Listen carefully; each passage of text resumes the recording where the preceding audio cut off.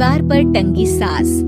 पंजाबी में कहावत है, सास चंगी होवे या ते दीवार ते टंगी होवे। संगीता की शादी भी एक ऐसे ही घर में होती है जहां उसकी सास दीवार पर टंगी होती है।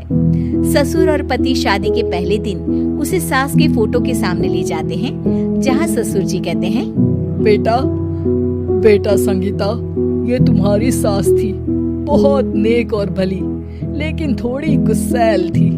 गुस्सा आने पर सब तहस नहस कर देती थी, पर अब ये इस दुनिया में नहीं है। हाँ संगीता, माँ होती तो तुम इनकी कोई बात टाल नहीं सकती थी, वरना तो माँ घर में भूचाल ले आती। संगीता मन में खुश होती है कि अच्छा है कि ऐसी औरत अब इस घर में नहीं है, लेकिन दिखावे के लिए वो जैसे ही सास की फोटो के सामने हाथ जोड़कर खड़ी होती है, ये क्या? सास उसे देखकर मुस्कुराने लगी। संगीता आंखों को मलकर एक बार फिर से देखती है, लेकिन फिर सास के चेहरे का भाव, भंगिमा यानी एक्सप्रेशन बिल्कुल बदले होते हैं। वो अपने पति और ससुर को कहती है, माँ की तस्वीर तो स्माइल कर रही है। ना बेटी, ये कैसे संभव है? जरूर तुम्हें कोई गलती हुई होगी, ऐसा कैसे हो सकता है? लगता है तुम शादी की सारी फॉर्मेलिटी करते करते थक गई हो, तुम्हें आराम की जरूरत है संगीता।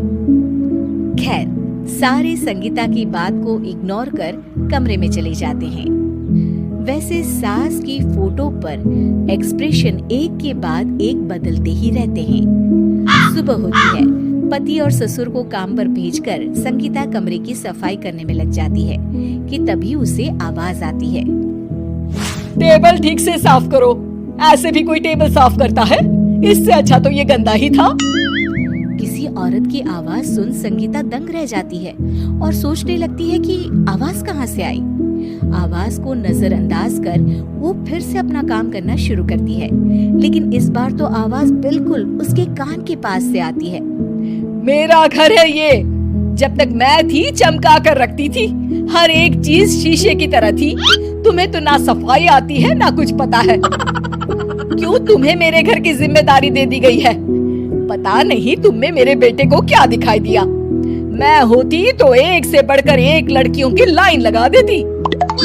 अब संगीता को समझने में देर नहीं लगी कि ये आवाज किसी और की नहीं बल्कि उसकी सास की है, जो दीवार पर टंगी है। वो उसके पास जाती है और कहती है, नमस्ते सासू माँ, मुझे तो कल ही लग रहा था कि दीवार में कुछ काला है।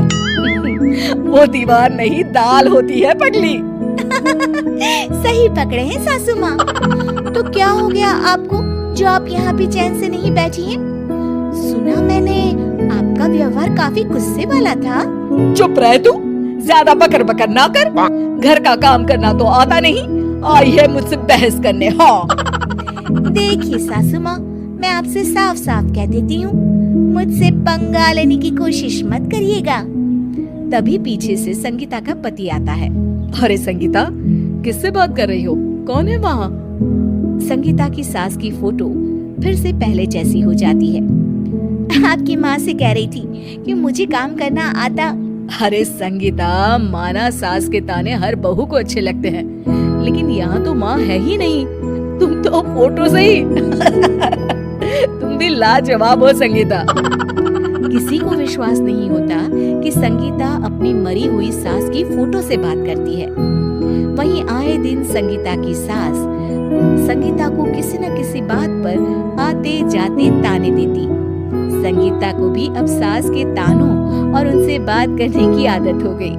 वो कभी खानदान की कहानी तो कभी तीज त्योहार कैसे मनाए या किसी व्यंजन की रेसिपी सास से ही पूछती। सारा दिन घर में अकेली संगीता की सास अब उसके लिए तानों के साथ पक्की साथी की तरह भी रहने लगी थी, जो किसी और को नहीं बल्कि संगीता को ही सुनाई देती। तो देखा आपने, सास बहू का रिश्ता हर रिश्ते से ऊपर होता है, फिर चाहे वो खट्टा हो या मीठा।